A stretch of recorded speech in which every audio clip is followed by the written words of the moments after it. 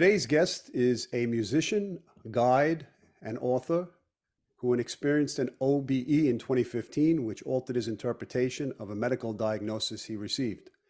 He was told that he had stage 3 melanoma and only a couple of years left to live, a wake-up call that fostered a new way of thinking and living. He now assists others on their path of overcoming and thriving. Let's welcome today's guest, Kevin Roth. Welcome, Kevin. Thanks for having me. Yeah, as we travel on this path in life, many times we experience the dips, the valleys in life, and a lot of times people become victims of their circumstances based upon the lows that they go through. And yet, you as a person who had these experiences, which you'll discuss, thrived and found a way of helping yourself, but more so helping other people as well through your journey. Maybe you could share a little bit with the audience, a little bit about your background, your musical background, and where that fostered, where that came from, and where it led.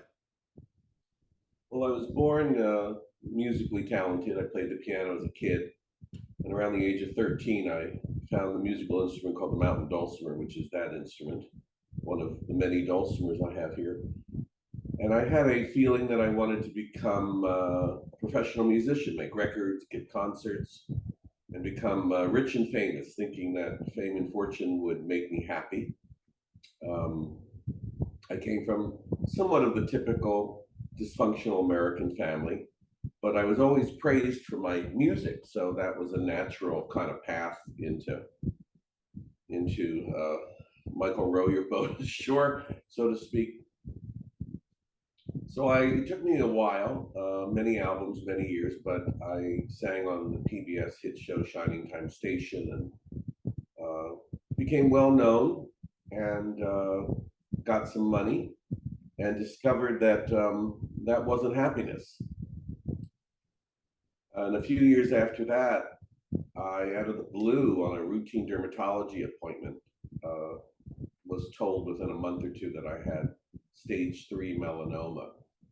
So what happens is when someone hears news like that, or any kind of news, like someone that you know and love has recently been killed suddenly, or they hit a certain bottom, it changes you.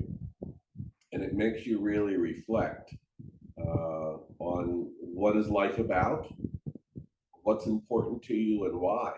And what I realized, and I think what a lot of people can relate to, and which is the reason I wrote the book, is that you don't have to live in an unhappy place. You can actually find out what your passion is and change your story, but you have to really want to. But it's doable. So in essence, what happened is when I was diagnosed, I was living in Kansas City for a while. And I thought, I'm just going to move to Southern California and live the life of a bohemian musician and artist. And then I became what they call a life coach. I really consider myself more of a teacher. And started to teach people what I did to change my life and continue to do, because it's not a one and done kind of thing. Every day it's a different process. Right. Yeah, I've heard other interviews of you discussing your childhood in terms of a specific. I guess it was the year 2015. Having had this music career and having had this passion and having reached a certain place in terms of monetary fulfillment, but a lack of internal satisfaction or contentment. And I think a lot of us go through that path seeking materialism as a way of feeling content, or thinking that we have to reach this certain level to be happy. And yet you had to go through certain experiences that changed it and shifted your way of thinking, as we've been discussing. So maybe you can get into the year 2015 a little bit and tell us what happened. So in 2015, I had a series of unhappy events. My father passed away at 90. He was my best friend. My 9-year relationship ended. and a little retail store that I had opened to sort of replace the music business, which I had taken what I guess you could call sabbatical leave from, almost bankrupted me. And I was very unhappy. And I decided just to move to Kansas and hang out with my sister. I also made a recording there with Paul Stookey of Peter, Paul, and Mary. And it was there that I got the cancer diagnosis, and was there for about a year because I was told that even though they removed the 2 spots where the melanoma was found, they said it could come back within a year. There was a 70% chance it would return, and then I had 2 years to live. So I hung out for a year. I had a wonderful oncologist, which is an interesting story in itself, which I go into. You read about that in the book. I was really lucky to find him. And at the year mark, I just said, I'm out of here. I'm gone to California and I'm recreating my life, and I'm going to redesign things. And, I don't need any of this. But, I needed to put my head through a wall. It wasn't that I wasn't spiritual. It wasn't that I didn't know about this. It was that I needed a wake-up call. I call it a spiritual kick in the ass. And I'd asked for it. Because before I moved to Kansas, I kind of asked myself, what do you want? And I said, I kind of wanted to be spiritually enlightened and to know, what is this life about? Right. For real. So I found out. Yeah, so be careful what you ask for, And I came to San Diego with my dog Bosco, and my life changed. I got back into music. I became relatively happy, Happiness, as I tell my students, isn't something that you get happy and you stay there. You go down, you go up, you go down, you go up, you go down, and you go up. And it's the process of understanding what brings you down and how to get yourself back up. So you don't really in life want to be overly happy or overly sad. You kind of want to hang out in the middle. And then I wrote the book. Yeah, right. Maybe you could just discuss in terms of the out of body experience that you had, in terms of people experience an NDE, right? A near death experience where they go to a certain place, they see their life review, they have an experience of what they did right, what they did wrong, and if they pass on, they pass on. If not, they come back. I remember myself as a teenager, through my own personal stresses, feeling out of body. I remember I went to a therapist when I was younger, and I remember telling the therapist, I don't feel like I'm here. I feel like I'm somewhere else. Yeah. And I would, in that feeling, I'd be dissociating myself, I thought, from my present situation, from stress or so on. Yeah. And I know in shamanism, they have, your soul retrieval, where part of your soul leaves in order to remove yourself from a stress. And maybe you could talk a little bit about your experience of how that came about, of how you thought it came about, the out of body experience. Well, I've always had precognitive experiences, which means in the sense that at least for me, I saw my future almost like watching a preview of a movie. When you were dreaming, or during a waking hours? No, I'm fully awake. Yeah. In fact, I had one just a couple weeks ago. I was at a stoplight near my apartment, and the stoplight in the street I was at was shown to me as something from my past, which indicated to me that I was soon going to be moving. And in fact, I am now. Wow. It's a very subtle thing. Many people have it, but an OBE is an out of body experience. So what that is for me is I don't feel in my body or out of my body. I'm in a different place, and it's not a location. Robert Ebert, the famous movie critic, right before his death, told his wife, Chaz, right before his death, that this whole life was a hoax, that there was a place where the past, the present, and the future all merge at the same time, which I have a lot of. I think that's what deja vu is about. I don't think that this is the game. So I've had that spiritual awareness. Plus, if you look at science, it just makes sense, because quantum physics tells you that we don't really exist. We're made of atoms, and atoms are empty, and so forth and so on. So the old spiritual texts and the science texts are now merging, and they're saying the same thing. Right. What amazes me is that we get caught up and we get lost and upset in our lives that we think are real, but we're spinning on a planet at 1,000 miles an hour in the middle of absolutely infinity. There's no end to it. As Wayne Dyer says, you can't find a brain. I mean, you can find a brain, you can't find a mind. There's no mind in the brain. Right. So you begin to question when you have either near-death experiences or OBE, or when you're given a death sentence like I was 7 years ago. And by the way, the cancer never came back, thankfully. You begin to question, what is this place? Who am I? What am I doing? Yeah, I mean, many people get caught up in the matrix, in this dreamlike state, and I guess only people who have expanded upon it or gone down a certain rabbit hole have the opportunity to then see things from a different perspective.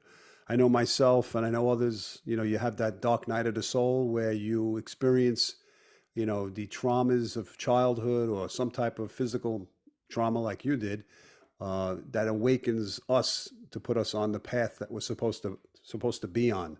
Um, Yet you played the musical instrument and you had success at that, as you speak about, and as I've read, and that wasn't contentment enough for you. What was the driving force to make you delve deeper? Was it the illness itself? Yeah, it was the illness, because I hadn't gotten the lesson yet that fame and fortune didn't buy happiness. Really nothing material buys you happiness. Right. I talk in the book about my coming back to the hotel after a very successful concert I gave, and making a lot of money and getting standing ovations, and looking in the mirror and just being totally depressed and not knowing why. I had this voice in the back of my head saying, come home, but I didn't know where home was. It wasn't a physical location. Right.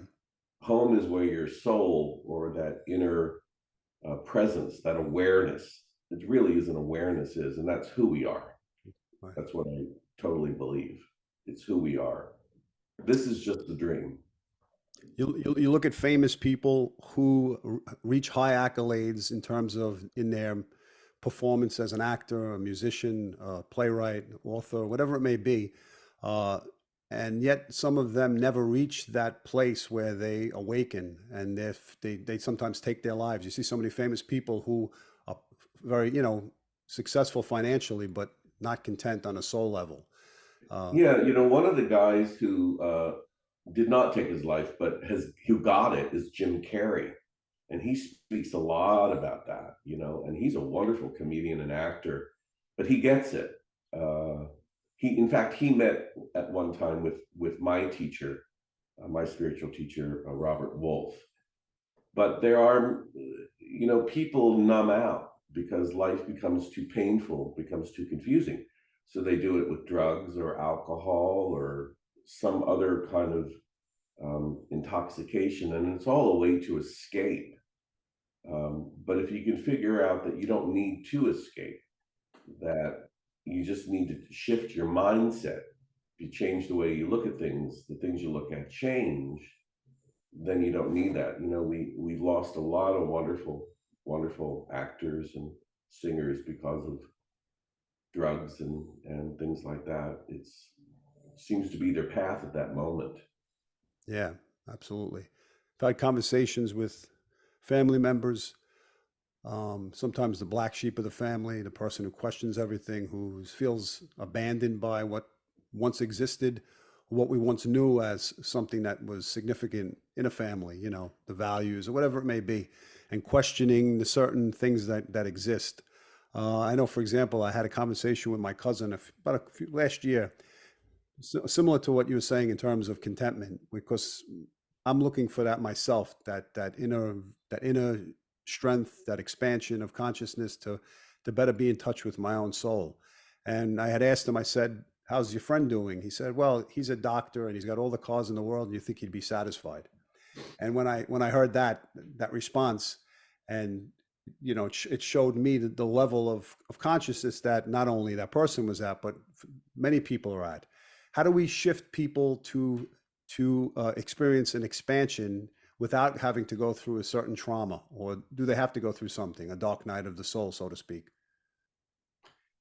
Well, in my experience, you have to really surrender. You have to ask the universe, I want clarity. I want to know what's going on. Right, right. And you need to listen. So you can find it in a lot of different ways. Wayne Dyer is one of the guys that you and I were talking about earlier. Ramana Maharshi is a wonderful teacher. Many of my students are Christians, some are Buddhists, some are atheists. It's all one thing. It's not this, that, and that. It's all one energy. It's one all awareness, and it's who you are. You're not the mind. You're not what the mind tells you you are. So the more you look into that and the more you associate with it, the more you realize, yeah, that seems true, and that works. How did you choose the instrument, the dulcimer? And maybe you could just point to it behind you, which is many people are probably not familiar with it, but I heard you playing it Yeah, on that's YouTube. cool. Yeah, I heard you playing it on YouTube this morning, and I was actually entranced with the music. You played Somewhere Over the Rainbow, I think it was, and Oh, yeah. it was Yeah. very nice and it was very peaceful. Yeah, I just finished a new recording, called Dulcie Meditation, which is all dulcimer music. And then the book has an accompanying album with it called Songs from the Book Between the Notes. So in the book, there's lyrics, and then you can download the CD and hear it.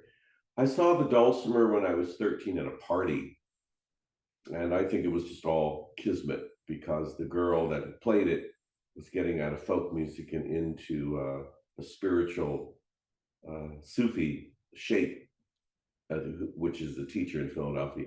So that's how I first saw it, and then just was enamored with it. And at 15, got my first record contract. So it was all meant to be. Yeah. So you went from your experience as a musician to a sense of questioning life, looking for satisfaction through your journey, and now you're guiding people, and in terms of teaching them, to overcome and thrive through different setbacks in their lives. What are some of the steps that you incorporate in doing that? Well, the first thing you need to ask yourself is what matters. What really matters to you? Is it your job? Is it your position? Is it your art? Is what's your passion? And you need to know why it matters to you. What is it that really keeps you connected to this thing or this person? And then how can you work that? What are you going to do about it? So for me, what mattered was my music, my painting, and my dog. And that was it. And the reason why is because I'm a musician by nature and an artist. And my dog is kind of like my soulmate. And what I was going to do about it was to try to create a life around those three things that were important to me. And within all of those things was spirituality. So I said, I'm not going to go back into the music business just to make money. I'm going to go to California and really find out what my soul is about and then work from the inside out. There's a song on the album, and the lyrics are in the book called The Inside Job, which I did a duet with Peter Paul Mary with on the recording.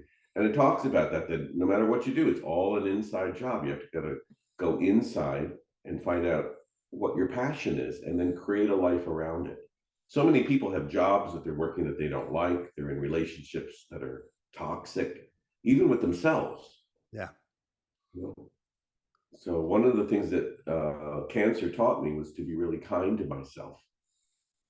So a lot of times I have to talk to myself and say, Kevin, relax. Kevin, it's okay. Kevin, it's fine. So it's was it a self-judgment? Was it a self-hostility that you didn't resolve, that you took out on yourself, that found itself in the body? Well, I think it was the fear and the longing of wanting to be loved and to make a living. You know, to make a living as a musician is a tough way to go, Right. especially a folk singer. And I was raised in a family that kind of said, as long as you had a buck in your pocket, you were okay. So I thought fame and fortune, you know, as long as you had a lot of money Right, and right, people right. knew who would do it, and it didn't. I mean, uh, I had everything you could want at 35. I had a $500,000 home. I had a new, I think it was a Volvo. Um, and I had a lot of zeros in my checking account, but I had a zero in my soul. So what happened is, and then I lost all the money when the dot-com market plunged and the real estate market plunged. So I was getting pretty desperate for money at the point. So I had no money. I had almost no career except the past recordings and whatever fans I had because I wasn't touring or making any records. So I really kind of started from the beginning and said, you know, what do you want to do with your life if you have 2 years left to live?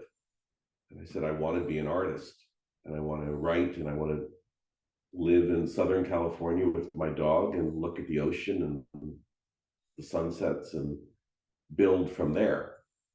So those are the changes that I made. And then it worked.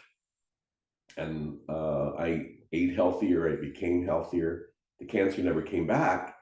And I thought, well, I'm not going to go back to the way I was living. I'm going to keep doing this because this feels good.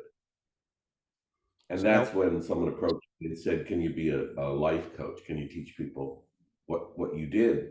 You know, and right when I decided to do that is when COVID hit and everybody was upset and freaked out and frightened. So that's when I began to do coaching with people through Zoom. yeah, yeah, many people were forced, I think, to go inward, to either hold on to Oh the yeah. handrail that they knew or to let go and to form a new path of understanding the new paradigm or new shift of what would take place. What what are most of the issues that people have that you deal with? I mean, is it usually a common theme? The only common theme is that people are very hard on themselves. Right, Um, but my clients vary. So some are professionals like doctors who are sick of the medical establishment and wanting to change their life. Other people are in marriages that have gone south and they're not satisfied. And I show them that in order for them to be happy, they first have to kind of marry themselves. And when they find out who they are and what they want, usually the marriage can easily resolve, which it does for my clients usually. And then I have people that go through the loss of a spouse or wanting to start new careers and are curious. A lot of people have heard me on Jeff Mara's show like you did, right. and they relate to my search, my journey, you know, what I went through and what I discovered, which again is why I wrote the book, to show Right. people the steps that I took. Yeah, I relate much to the story of what you're describing. I mean, I experienced my own little dark night of the soul, which, as a physical education teacher, brought me to a place of spirituality. I was suffering psychosomatic, you know, problems, asthma, breathing disorders, and stuff. And I had a past life reading done, actually, which connected that past life to the present moment. Um, and I know many people who've delved into this type of work usually know that we're not just the present life itself. We're an accumulation of our soul's path throughout reincarnations. Have you ever had a past life reading? Have you ever had a connection to what took place before this life, if you believe in that? No, but what I did discover is that everything and everybody comes from this source. You can call it God or energy or whatever. And that's who and what you are. So the lifetimes don't much matter to me because they're part of the dream. The reality is that that awareness that, uh, like I said, you can call it God or Jesus or whatever you want. And how you find that is not difficult. It's who you are already, and that's that inner voice. I believe it starts with that inner voice that speaks to you if we'll stop long enough to listen to it. But you need to ask good questions. You need to do what I did that day in my apartment and say, I can't take, Eckhart Tolle did the same thing. I can't take myself anymore.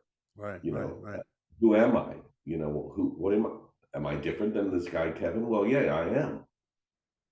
The real me doesn't die. It isn't born, it doesn't die. It's the eternal essence of everything. So when you learn about that, then past lives don't matter, and making a next record doesn't matter. Someone said, God, I hope your new book sells 1,000,000 copies. And I said, I don't care if it does or it doesn't. And I really meant it. I mean, it happens to be doing well, but what's important is that when I wrote the book, that it connects to my soul, and Right. that I'm giving you information not to sell you, but to share with you my journey, because we're all on the same journey.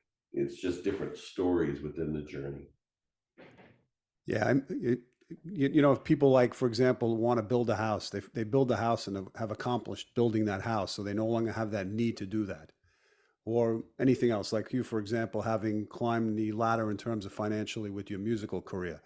Had you not climbed the ladder and not had that door open for you, perhaps you would have been in a state of yearning to first feel what it felt like to do that.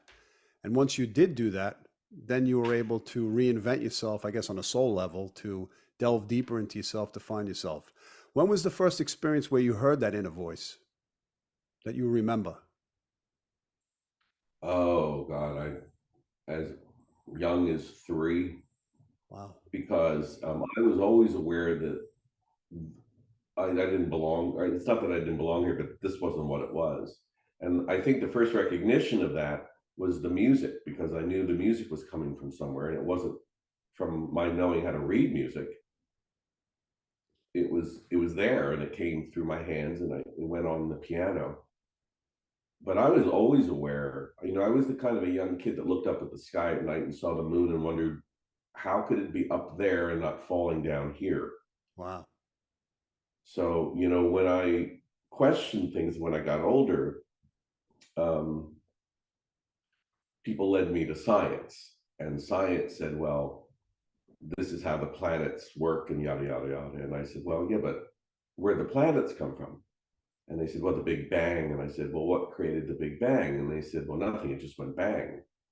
And I said, what do you mean it just went bang? Nothing just goes bang. Right, And they right. said, well, that's science. Today, now they're saying it didn't just go bang. There was something before it. So they said, well, the questions you're asking, Kevin, are really more religious. So then I went to religion and I said, what's the deal with creation? And I was basically kind of told God created the heavens and the earth in 6 days. On the seventh day, he rested.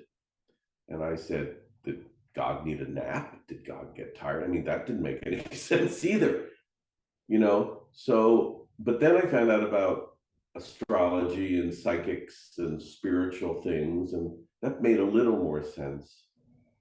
But essentially, what really opened my eyes to what I consider the real truth of the matter was discovering Ramana Maharshi and Robert Wolf, those two teachers, which teach about what I've been talking about this whole thing. Yeah, yeah. You On the know, subject of fate and free will, um, give me your interpretations on that.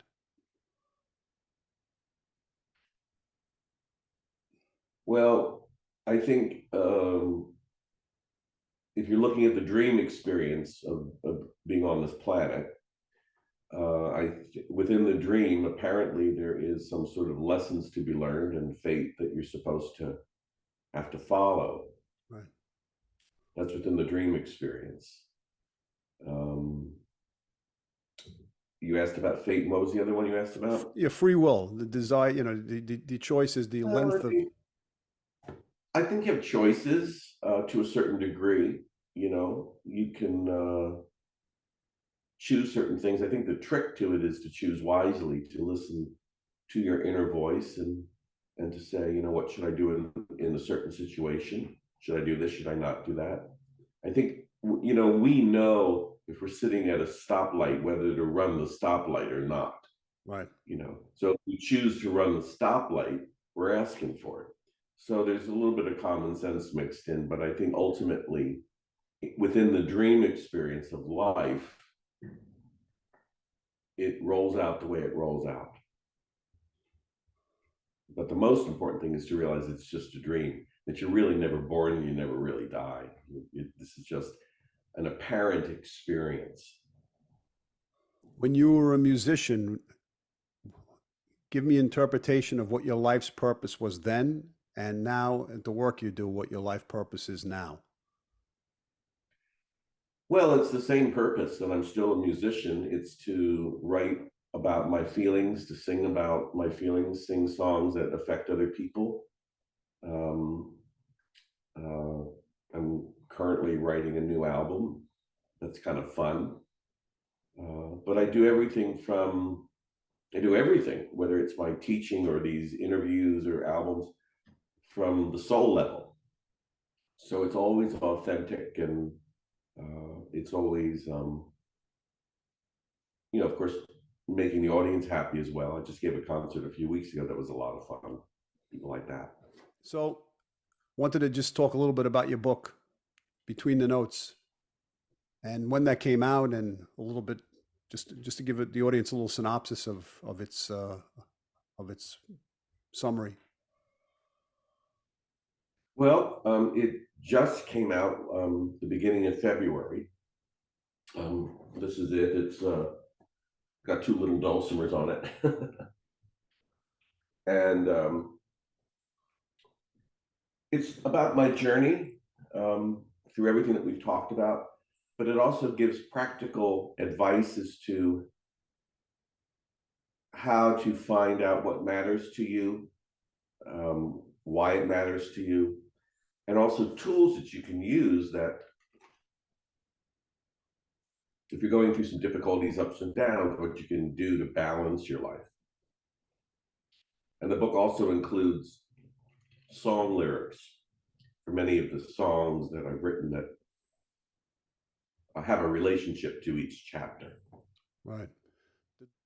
Instruments themselves give off a certain vibration in terms of healing vibrations. Have you been inspired intuitively in a meditative state using the instrument? Has it inspired you to see deeper or have different feelings on a different level of consciousness as you play your instrument, the dulcimer? Well, I think the dulcimer is very beautiful and kind of mystical, but all music is healing. So the thing about the dulcimer is you play it on your lap, so you feel the vibration of the instrument. And it's very easy to play. Anyone can play the dulcimer. I sell them on my website, and there's dulcimer meditation instructions that I have as well. I think it's important to play a musical instrument or to sing or do something artistic, because those kinds of things don't just come from the brain, but they come from the soul, from the heart too. Right. And Have the you nice ever thing had about any? dulcimer Yeah, go ahead. is you don't need to know how to do it. Right. Have you ever had any type of extraterrestrial experience? Any type of UFO sighting? Any type of interest in what lies beyond this planet? Nope, never have. I have enough dealing with what goes on in my own head. Yeah. No, I asked that question because many times, as you said you felt like you didn't belong here. And many times when I Mhm. speak to people, they feel like they yearn to go somewhere where they came from. And if a person has an interest or a belief that people come from other places and yearn to be where they may have come before, whether it be a past life or whether it be a different universe. Since you mentioned the fact that your questions and your answers were directed towards spirituality, there's been many cases and documentations of so many different revelations, even in the Bible, of Ezekiel being in touch with what he appeared to be a ship or a different race. So I thought maybe when you use the term wanting to go home or not feeling home, I know myself, I've had that feeling where I feel a sense of loneliness and a lack of contentment, where I don't think anybody has to fulfill my needs. I have to fulfill my needs within myself. As you were saying, it comes from it's an inside job. But I know the living in the environment, the way the world has become, and how we're tested to question things and find a place within this universe that is satisfying to ourselves. It's not becoming more difficult. I think sometimes it's becoming more challenging and forcing us to, as you said before, go inward. What do you feel about that? I think that I am, and everybody and everything is that one thing: awareness, consciousness, God. You can't define it, it's not knowable, but it's who you are, and you can sense it. And it only makes rational sense, because how are you breathing? You know, you say, well, my heart is pumping. Yeah, but what makes your heart pump? How did you come into this world? What happens when you go out?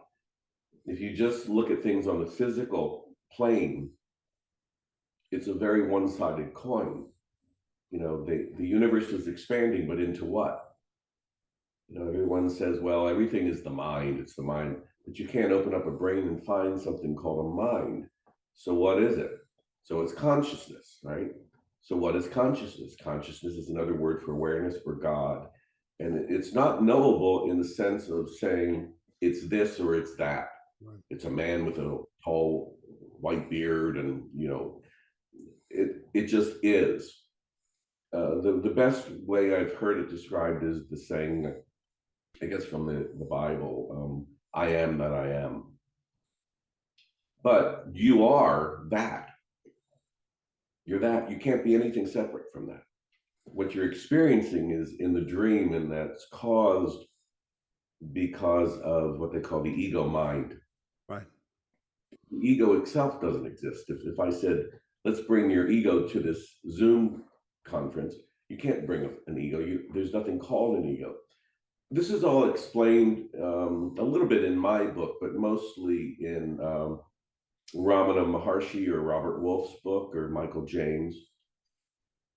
Non-duality, self-realization, something called a jhana.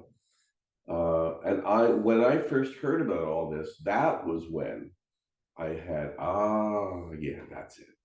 It's not money. It's not the house. It's not the fame. It's not the awards. It's, I'm not this guy, Kevin, totally. Who I am is that, because that's all there is. Right. When you begin to yeah, it makes sense. when you go through, I mean, a person who's an alcoholic has temptations of drinking. A drug addict has the temptation to do drugs again. A person who had repetitive cycles of anxiety and learns new ways of dealing with them still has remnants of the anxiety. So how do you, for example, remind yourself to stay on course, to remain on this path? What's the exact formula you use or try to use? Well, first I'll tell you that I think the 12-step program is a terrific program for people, because it really is higher power focused. It's really terrific. I can't recommend it higher, more. What I do is I use something called mindful awareness. I'm mindful of how I'm feeling. I'm aware of how I'm feeling. And I know it's my mind. So if my mind says, you're in the wrong shopping line, you know, this person's going to take forever, you know, then what I do is I ask myself, why are you being impatient, and what can you do about it? So what comes is, you know, you can get in a different line. You can scroll through your cell phone and look at what's new on your email or whatever. But eventually you'll get through the line. What's happening is your mind is telling you you deserve to get through this line faster because you have something to do, a place to be. Everybody's in a big hurry to go nowhere. Right, right, What's the big deal? I get out of there 3 minutes or 5 minutes later. What causes the problem is the ego. So you have choices, but the first thing you need to be aware of is that there's a problem. And usually the problem isn't about the person standing in front of you at the grocery line. It never is. It's about whatever's going on inside you at the moment. The real key to this thing is once you discover that, is then you get okay with yourself. You don't blame yourself. You don't get angry with yourself. I often say to myself, Kevin, God, chill out, guy. It's like I'm talking to a different guy. Chill out. We're gonna get through the line. It's all right. You know, you bought 3 oranges, dude. Life is not gonna end. You don't need to slam them into the woman in front of you. right. Relax. What are you in a hurry for? And then I'll think, oh yeah, that's the monkey mind playing with me again. And it never stops. It never ends. Right. But it's like a kid that cries. So what you do is you look at the kid, you see what the kid needs, and you give it to him. Pacifier, you give it a toy, So your life becomes easy and simpler instead of getting caught up in a lot of things. So when I work with students or clients, I get to know, and they get to know themselves, who they are and what makes them tick and what their background is. And then we look at that thing and we examine it. So one of the things that recently happened is I told a client that she doesn't have to answer the phone every time a certain person calls, but she was so patterned, like, oh my God, if I don't answer the phone, yada, yada, yada is going to happen. It's Right. not going to happen. So don't answer the phone. You don't need to never answer. But if you call 5 times in an hour, answer it once, or send her a text. I'm in the middle of a meeting. And she learned that she could detach from that, which gave her greater sense of peace. And that unfolded into other parts of her life. Yeah, the fact that you're able to be in touch with your inner voice and hear your inner voice and heed its advice gives a client, a person, the opportunity to then, or for you to then guide them to find that voice within themselves and to be consistent with refocusing, I assume, as you just said, the goal of how to do that. Um, as you move forward now, what are some of the new projects that you're working on right now, other than the book itself, or what do you plan to be doing?